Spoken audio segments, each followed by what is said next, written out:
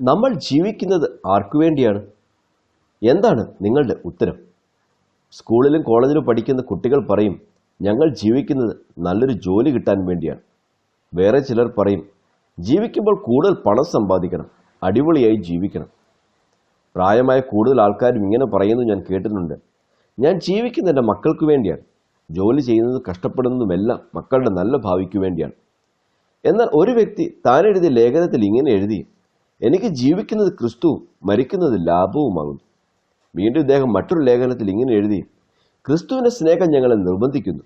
എല്ലാവർക്കും വേണ്ടി ഒരുവൻ മരിച്ചിരിക്കെ എല്ലാവരും മരിച്ചുവെന്നും ജീവിക്കുന്നവർ ഇനി തങ്ങൾക്കായിട്ടല്ല തങ്ങൾക്ക് വേണ്ടി മരിച്ച് ഉയർത്തവനായിട്ട് തന്നെ ജീവിക്കേണ്ടതിന് അവൻ എല്ലാവർക്കും വേണ്ടി മരിച്ചുവെന്ന് ഞങ്ങൾ നിർണയിച്ചിരിക്കുന്നു.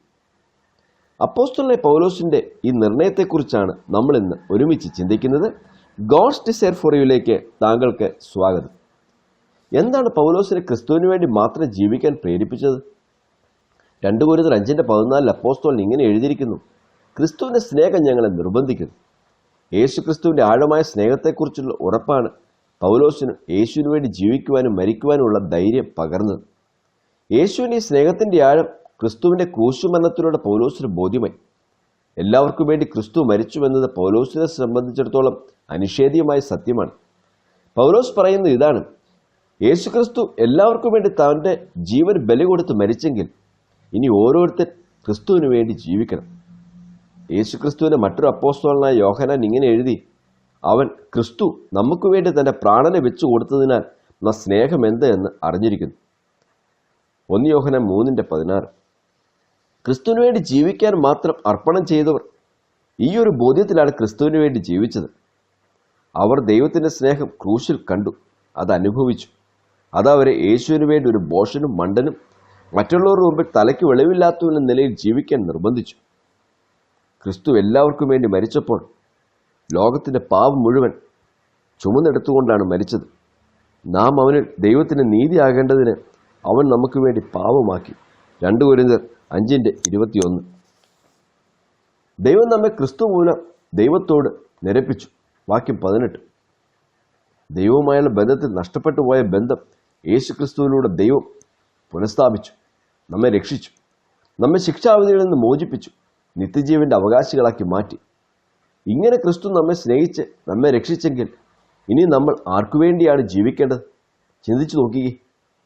ക്രിസ്തുവിന് വേണ്ടി മാത്രം ജീവിക്കുന്നവർ ലോകത്തിൽ നിന്ന് ഒളിച്ചുപോയി മരുഭൂമിയിൽ ജീവിക്കേണ്ട. ഈ ലോകത്തിൽ ജീവിക്കുമ്പോൾ തന്നെ ക്രിസ്തുവിന്റെ വെളിച്ചത്തിൽ, നിത്യതയുടെ വെളിച്ചത്തിൽ നമ്മുടെ ജീവിതം മുന്നോട്ട് നയിക്കാൻ സാധിക്കും. ക്രിസ്തുവിന് വേണ്ടി മാത്രം ജീവിക്കുന്നവർ മുൻഗണനകൾ നിശ്ചയിക്കുമ്പോൾ അത് വ്യത്യസ്തമായിരിക്കും.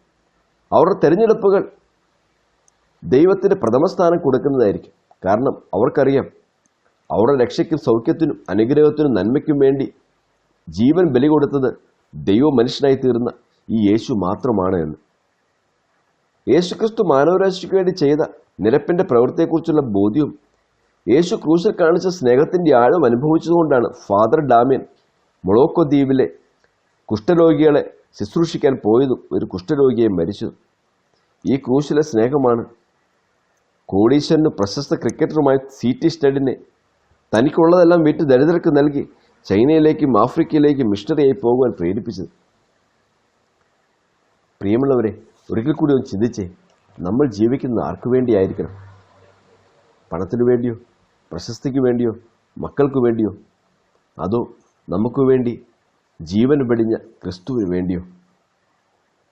ഈ സമയത്ത് എന്നെ കേൾക്കുന്ന ഏതെങ്കിലും സ്നേഹിതർ യേശുവിനെ നിങ്ങളുടെ ജീവിതം സമർപ്പിച്ചിട്ടില്ലെങ്കിൽ ഞാൻ പറയട്ടെ, ദൈവവുമായി നിങ്ങൾക്ക് നഷ്ടമായ ബന്ധം പുനഃസ്ഥാപിക്കാൻ എല്ലാ ക്രിയകളും യേശു ചെയ്തു കഴിഞ്ഞു. നിങ്ങളുടെ പാപങ്ങളെല്ലാം യേശു ക്രൂശിൽ മരിച്ചപ്പോൾ തന്നെ ക്ഷമിച്ചു കഴിഞ്ഞു. നിങ്ങളുടെ സമാധാനത്തിലുള്ള ശിക്ഷ യേശു ഏറ്റെടുത്തു കഴിഞ്ഞു. യേശുവിനെ നിങ്ങളുടെ ജീവിതം സമർപ്പിക്കാമോ? അവൻ നിങ്ങളെ ഇരു കൈകളും നീട്ടി സ്വീകരിക്കാൻ തയ്യാറായിരിക്കുന്നു. നമുക്ക് പ്രാർത്ഥിക്കാം. പ്രിയ പിതാവേ, ഞങ്ങൾ ഇന്ന് ഒരുമിച്ച് ദൈവത്തിൻ്റെ സന്നിധിയിലേക്ക് വീണ്ടും അടുത്തു വരുന്നു. യേശുവേ, അങ്ങ് ഞങ്ങൾക്ക് വേണ്ടി ഞങ്ങളുടെ രക്ഷയ്ക്കുള്ള എല്ലാ പ്രവൃത്തികളും ചെയ്തു കഴിഞ്ഞല്ലോ കർത്താവേ. ക്രൂശിലേക്ക് നോക്കുമ്പോൾ ഞങ്ങളുടെ സ്നേഹമാണല്ലോ കാണുന്നത്. അങ്ങ് ഞങ്ങളുടെ മുഴുവൻ പാപങ്ങളും ഏറ്റെടുത്ത് നിന്റെ മുഴുവൻ രക്തവും ഞങ്ങൾക്ക് വേണ്ടി നൽകി മരിച്ചു. കർത്താവ്, ഇനി ഞങ്ങൾ ജീവിക്കേണ്ടത് നിനക്ക് വേണ്ടിയാണല്ലോ. കർത്താവ്, ഈ ഒരു ബോധ്യത്തിൽ ജീവിക്കുവാൻ നീ ദൈവത്തിൻ്റെ വചനം കേൾക്കുന്ന ഓരോരുത്തരെയും സഹായിക്കണമേ എന്ന് പ്രാർത്ഥിക്കുന്നു കർത്താവെ. കർത്താവ്, നിൻ്റെ സ്നേഹം കൊണ്ട് ഓരോരുത്തരെയും നിറച്ചാട്ടെന്ന് പ്രാർത്ഥിക്കുന്നു. ഇപ്പോൾ ഈ പ്രാർത്ഥിക്കുന്ന നിമിഷം തന്നെ ദൈവത്തിൻ്റെ സ്നേഹം അവരുടെ ഹൃദയത്തിലേക്ക് ആഴത്തിൽ കടന്നു വരട്ടെ. അങ്ങയുടെ ഒരു സ്പർശനം അവരിപ്പോൾ അനുഭവിക്കട്ടെ കർത്താവെ. കർത്താവ്, ഏതെങ്കിലും ഒരു വ്യക്തി കർത്താവെ അങ്ങേക്കായിട്ട് അവരുടെ ഹൃദയം നൽകിയിട്ടില്ലെങ്കിൽ ഞങ്ങൾ ആ വ്യക്തിക്ക് വേണ്ടി പ്രാർത്ഥിക്കുന്നു. കർത്താവെ, ദൈവത്തിൻ്റെ പരിശുദ്ധാത്മാവിൻ്റെ ഒരു പ്രവൃത്തി അവിടെ നടക്കട്ടെ. കർത്താവ്, അവരുടെ ജീവിതം യേശുവിനായിട്ട് സമർപ്പിക്കുവാൻ, അവർക്ക് വേണ്ടി അവരുടെ സമാധാനത്തിന് വേണ്ടിയുള്ള എല്ലാം ചെയ്തു കഴിഞ്ഞാൽ ആ യേശുവിനായിട്ട് അവരുടെ ജീവിതം സമർപ്പിക്കുവാൻ കർത്താവ് ഇടയാക്കിയായിട്ടെന്ന് പ്രാർത്ഥിക്കുന്നു. കർത്താവ്, അവരുടെ ജീവിതം അനുഗ്രഹിക്കപ്പെടട്ടെ. അവരും കർത്താവെ നിൻ്റെ സ്നേഹവും നിൻ്റെ സമാധാനവും നിൻ്റെ നിത്യജീവനും അനുഭവിക്കട്ടെ കർത്താവെ. കർത്താവ്, പ്രവർത്തിക്കുന്നതിനായിട്ട് ഞങ്ങൾ അങ്ങേക്ക് സ്തോത്രം ചെയ്തു. ഞങ്ങൾ ഒരുമിച്ച് അങ്ങ് അനുഗ്രഹിച്ചതിനായിട്ട് നന്ദി. പ്രാർത്ഥന കേട്ടതിനായിട്ട് നന്ദി. യേശുവിൻ്റെ നാമത്തിൽ തന്നെ ആമേൻ. ഈ ഒരു പ്രോഗ്രാം നിങ്ങൾക്ക് അനുഗ്രഹമായെങ്കിൽ നിങ്ങളുടെ സ്നേഹിതർക്കും ബന്ധുക്കൾക്കും ഫോർവേഡ് ചെയ്യുവാൻ നിങ്ങൾ മറക്കരുത്. ഞങ്ങളുമായിട്ട് ബന്ധപ്പെടുവാനുള്ള നമ്പർ 9446073248. God bless you.